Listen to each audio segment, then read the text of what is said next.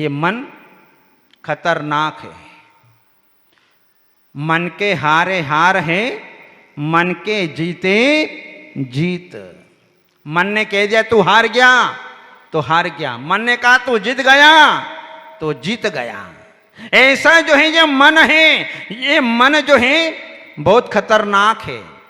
जितनी इंद्रियां खतरनाक नहीं है, जितना शरीर खतरनाक नहीं है, जितनी वाणी खतरनाक नहीं है, उससे भी ज्यादा ये हमारा मन खतरनाक है।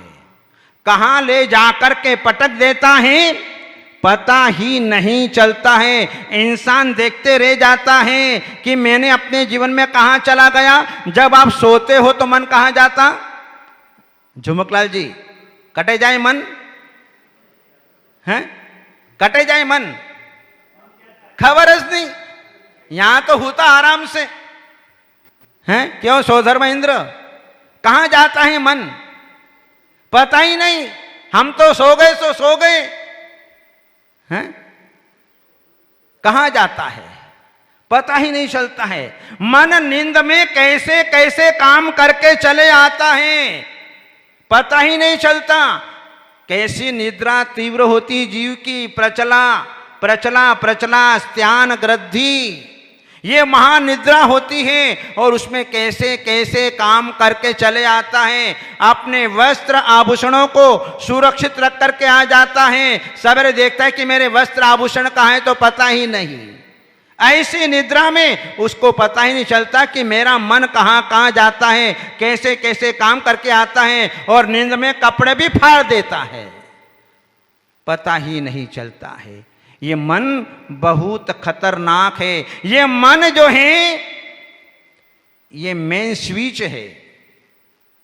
स्विच बोर्ड पर स्विच लगे होते हैं, जब आप स्विच को ऑन करते हैं तो क्या होता है, लाइट आ जाती है, ट्यूब जल जाया करती है, बल्ब जल जाया करते हैं, प्रकाश ही प्रकाश।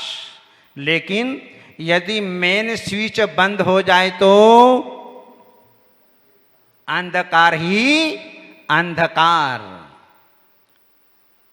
बस इसी प्रकार से जो है ये इंद्रियां, ये वाणी, ये शरीर, ये स्विच बोर्ड की तरह है, लेकिन इसको चलाने वाला ये मन है। यदि इस मेन स्विच को हमने बंद कर दिया तो हमारी इंद्रियां आदि जो है कुछ भी करने में समर्थ नहीं हो सकती है। जैसे स्विच को बंद करने पर लाइट पंखे बंद हो जाते हैं, इसी प्रकार से मेन स्विच बंद कर देने पर, मन को अपने वश में कर लेने पर, मन को अपने अधीन कर लेने पर हमारा संसार रुक जाया करता है।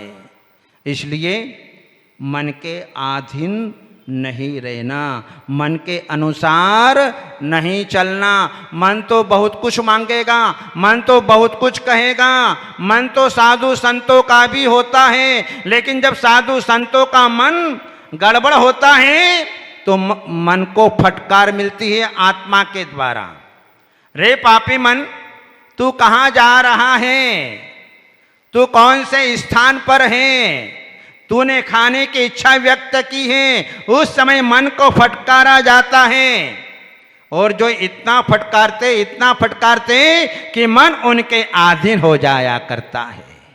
मन ने कहा कि आज तो चौके के अंदर गुलाब जामुन खाना चाहिए, आज तो गुलाब जामुन की गंध आ रही है, आज तो हलवे की गंध आ रही है, गुलाब जामुन हलवा खाना चाहिए। लेकिन साधु संत अपने जीवन में मन के अनुसार कभी नहीं चलते, हमेशा मन के विपरीत चला करते हैं।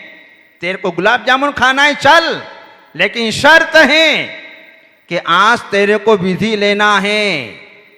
यदि विधि मिल जाएगी तो तेरे को गुलाब जामुन खिलाएंगे, तेरे को हलवा खिलाएंगे।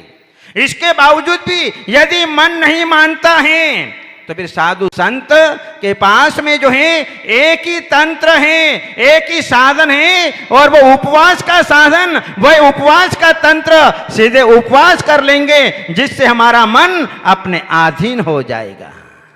आप देखो ये मन का खेल कि आज हमारे बड़े बड़े तपस्वी लोग अपने मन को कितने वश में किए हुए हैं, वे भी हमारी ही तरह हैं। उन्होंने भी पंचम काल में जन्म लिया, अपनी समाज में से जन्म लिया, लेकिन आज उन्होंने अपने मन को वश में कर लिया, तो आज सेक्टर 4 में इतनी धर्म की प्रभावना और इतने व्रत तप की तपस्या आज यहां पर हो रही है।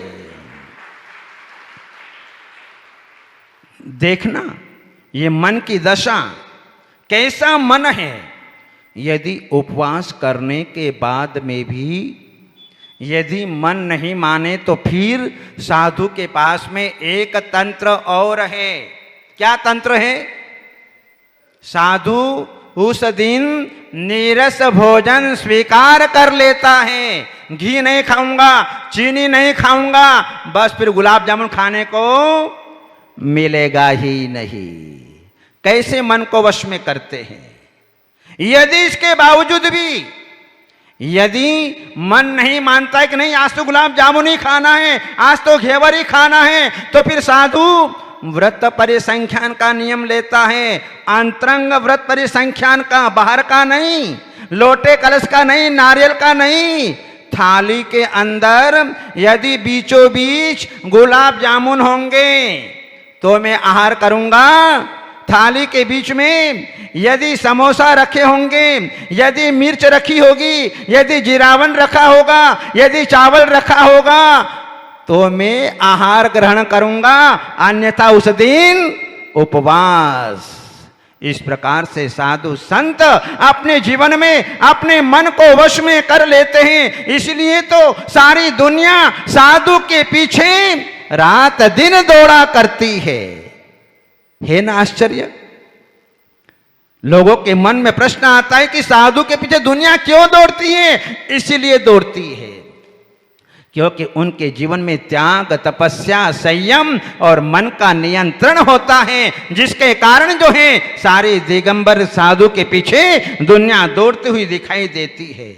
ये मन कुटिल नीति वाला है। इस मन ने अपने जीवन में ऐसी कूटनीति को खेल रखा है कि जिसको पकड़ पाना कठिन है। जैसे शकुनी मामा थे ना, आप सबने नाम सुना है? वो कैसा कूटनीति वाला आदमी था, कैसे चालबाजी से जो है वो जुए में जीत जाया करता था। ऐसा ये मन है, शकुनी मामा की तरह ये हमारा मन है। कितना कूटनीति वाला है। राम नाम जपना, पराया माल अपना है, ये कूटनीति वाला है। मुंह में राम बगल में छुरी वाला ये मन है। और आम के आम और गुठली के भी दाम, ऐसी कूटनीति वाला ये हमारा मन है। जहां अपना काम बनता भाड़ में जाए जनता, ऐसी कूटनीति वाला ये मन है। जहां देखी तवा परात, जहां देखी तवा परात, वहां गुजारी सारी रात। क्योंकि खाने को मिल गया, बस अपना काम तो हो गया। आप तो जो है आराम से रात भर यहीं पड़े रहो, कल सवेरे भी अपने को सब कुछ मिल जाएगा। वक्त पड़े तो बाका और काम पड़े तो हैं गधे को कहे काका। काम पड़े तो बाका और वक्त और गधे को कहे काका। ये मन की कुटिल नीति है। इसलिए अपने जीवन में ध्यान रखना कि गंगा गए गंगादास और जमुना गए जमुना दास। ऐसी नीति अपने जीवन के अंदर मत रखना। यदि ऐसी नीति बनी रही तो हमारे जीवन में पतन अवश्यम भावी है। हम अपने जीवन में नरक का मार्ग खोल देंगे, हम अपने जीवन में दुर्गति का मार्ग खोल देंगे। इसलिए कुटिल नीति से हमेशा दूर रहना। अपने जीवन में हमेशा सरल नीति का प्रयोग अपनाना, सहज नीति का प्रयोग, धर्म नीति का प्रयोग अपने जीवन में स्वीकार करना, तो हमारे जीवन में भी कल्याण हो जाएगा। मन को गिरते देर नहीं लगती। मन को गिरते देर नहीं लगती, पर्युषण पर्व आने वाले हैं। कितने लोगों ने मानस बनाया कि मैं पर्युषण में 10 उपवास की साधना करूंगा? कितने लोगों ने बनाया मानस? 1, 2।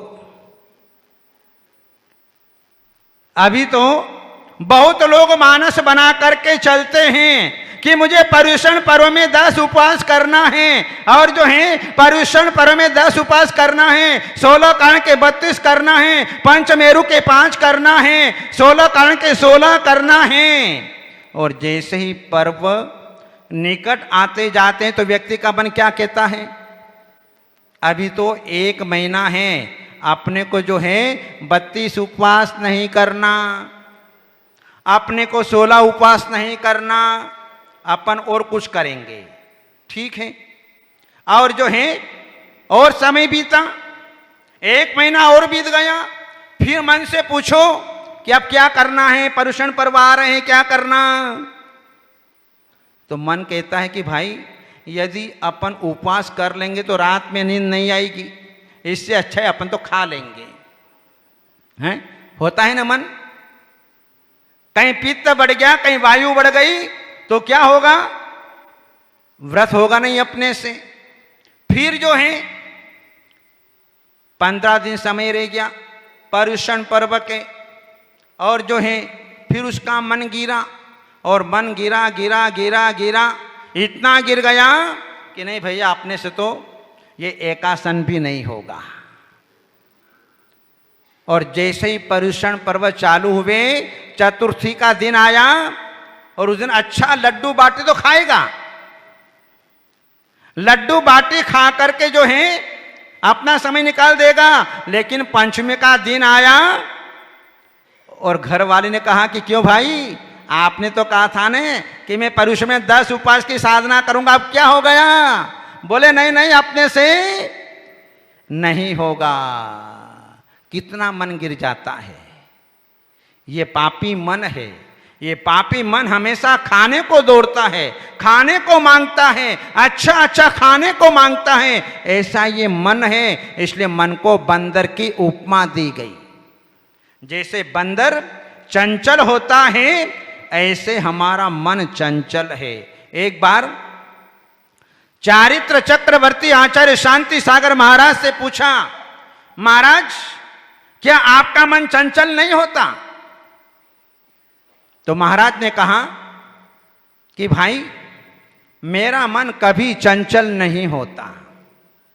महाराज ने कहा, जिस प्रकार से समुद्र के बीच में जहाज स्थित है, और उस समुद्र के बीच में स्थित जहाज के ऊपर एक पक्षी बैठा हुआ है, वह पक्षी उड़ करके आगे जाता है। कहां तक जाएगा? कहां तक जाएगा? उस पक्षी को कहीं पर भी समुद्र के बीच में रहने का स्थान नहीं मिल सकता।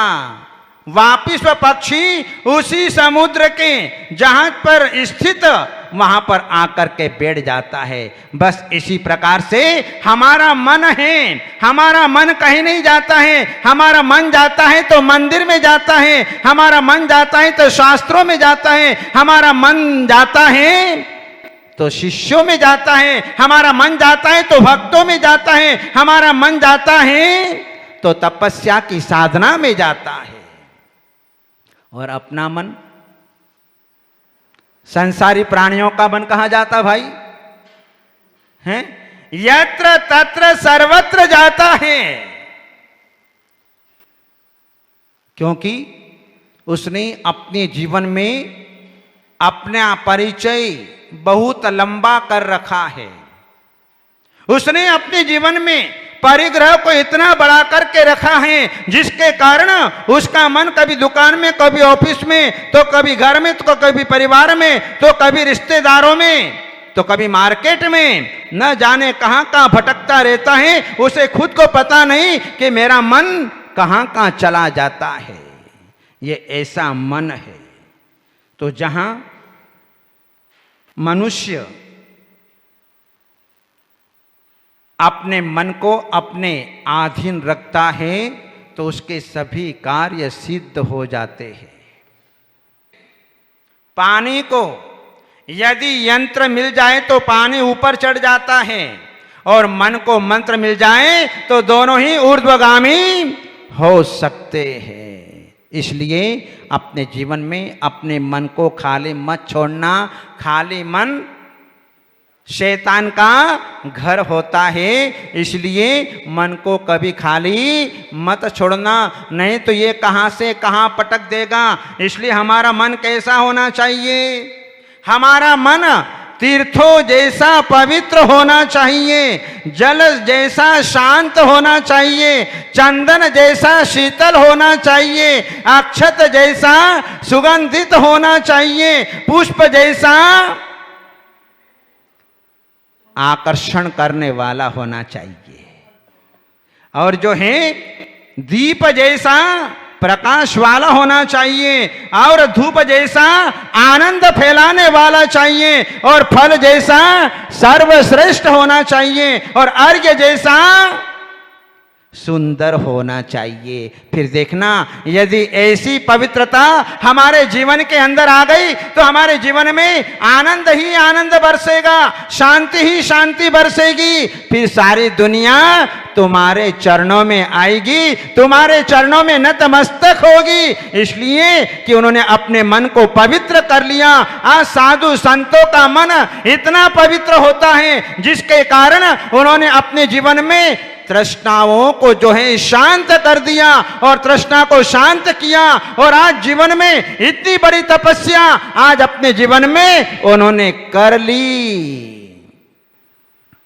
ये मन को वश में करने का फल अपने जीवन के अंदर मिलता है। इसलिए मनुष्य का मन कभी भी भरता नहीं, भोगों से भरता नहीं, पंचेंद्रियों के विषयों से भरता नहीं। इसलिए अपने जीवन में मन को भरने का कभी भी पुरुषार्थ मत करना, अपनी आत्मा को भरने का पुरुषार्थ करना। हमें इन दिगंबर साधुओं से यही तो शिक्षा लेना है कि इन साधुओं ने अपने मन को वश में किया, अपने मन को अधीन किया, तृष्णा का त्याग किया, तो आज अपने जीवन में इतनी बड़ी बड़ी साधना ये साधु संत अपने जीवन में कर रहे हैं, और तब जाकर के इनको अपने जीवन में अभिष्ट की सिद्धि होती है। इन्हीं मंगलमय भावनाओं के साथ बोले आदिनाथ भगवान की